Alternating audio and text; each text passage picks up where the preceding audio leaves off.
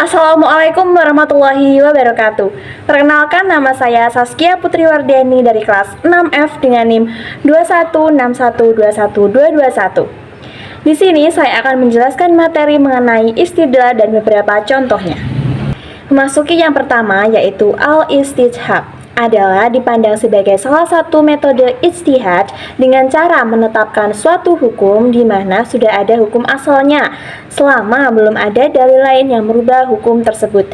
Contohnya, ketika seseorang jelas memiliki sesuatu harta karena adanya surat bukti ataupun bukti bahwa dia memilikinya karena membeli atau dari wasiat atau dari hibah dan lain-lain, maka kepemilikannya akan terus berlangsung sampai adanya bukti lain yang menunjukkan bahwa adanya kepemilikan atau pindah pemilik kepada orang lain.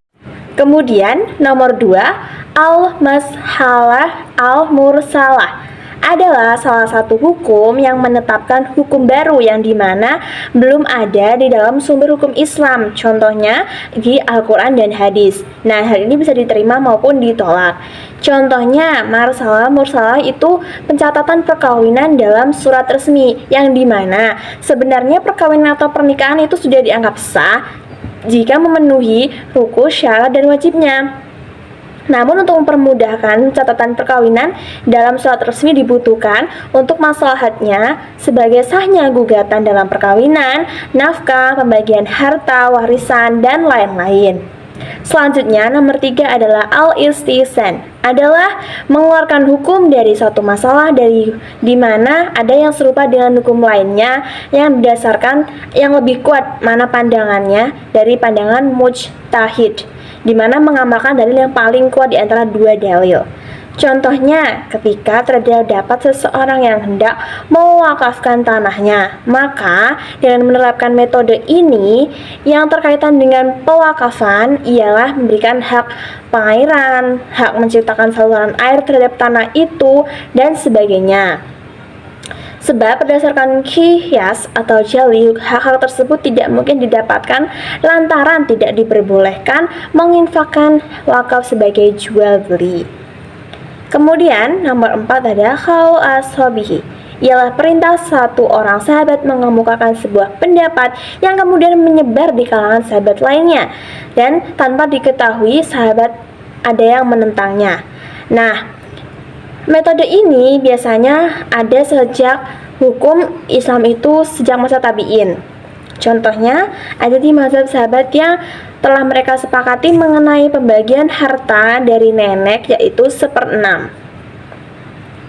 Selanjutnya nomor 5 ada sad al-jazariyah, yaitu suatu perbuatan yang kiranya diduga menimbulkan suatu kerusakan tanpa faedah, maka dilaranglah hal-hal yang mengarahkan kepada perbuatan tersebut.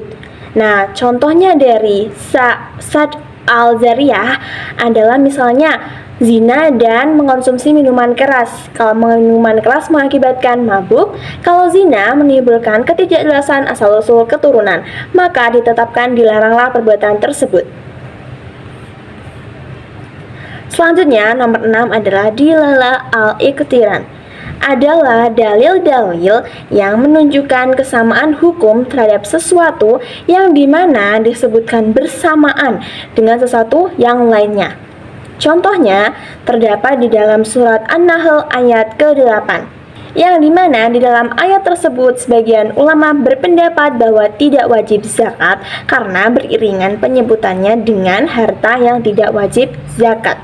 Nomor 7 yaitu dilalah al-ilham. Ilham disebut juga intuisi atau inspirasi, yang disebut juga bisikan hati. Jadi adalah pengetahuan yang diberikan oleh Allah Subhanahu wa Ta'ala kepada hambanya, baik Rasulullah maupun selainnya.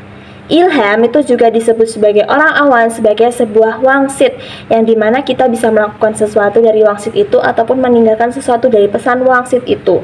Contohnya dari sabda Rasulullah kepada para sahabatnya yang membenarkan mimpi mereka tentang Lailatul Qadar, sebab sebagaimana diriwayatkan oleh Abdullah bin Umar bahwasannya ada seorang sahabat yang melihat Lailatul Qadar ketika tidur pada malam 27 terakhir. Nomor 8 Ruya al-Nabi adalah mimpi dalam bahasa Arab, yaitu ruya yang berarti diperlihatkan. Maknanya berarti ruya itu diperlihatkan ketika berada dalam keadaan yang tertidur. Contohnya di dalam Al-Quran sendiri itu ada kisah Nabi Yusuf alaihissalam yang dikenal sebagai penafsir mimpi yang bisa menentukan sesuatu nasib di masa mendatang melalui sebuah mimpi. Terakhir adalah syar'u man qablana adalah hukum-hukum Allah Subhanahu wa taala yang dibawa oleh para nabi atau rasul sebelum Nabi Muhammad SAW. Dan hukum ini hanya berlaku untuk umat mereka pada zaman itu. Misalnya, orang-orang beriman dari kalangan kaum Nabi Ibrahim, maka disyariatkan atau diperintahkan mereka menaati syariat yang dibawa oleh Nabi Ibrahim. Contoh lain Nabi Musa, dia membawa Taurat dan sehingga umatnya harus mengikuti syariat Nabi Musa. Begitupun Nabi Isa yang membawa Injil, maka umatnya harus mentaati apa yang dibawa oleh Nabi Isa. Sekian penyampaian materi dari saya. Apabila ada kesalahan mohon maaf. Dan wassalamualaikum warahmatullahi wabarakatuh.